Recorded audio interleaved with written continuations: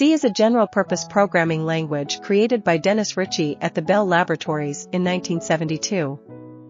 It is a very popular language. Despite being old, the main reason for its popularity is because it is a fundamental language in the field of computer science. C is strongly associated with Unix, as it was developed to write the Unix operating system. Why learn C? It is one of the most popular programming languages in the world.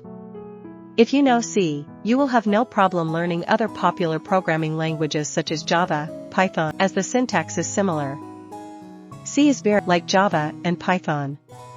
C is very versatile. It can be used in both applications and technologies. Difference between C and C++. C++ was developed as an extension of C, and both languages have almost the same syntax. The main difference between C and C++ is that C++ support classes and objects, while C does not.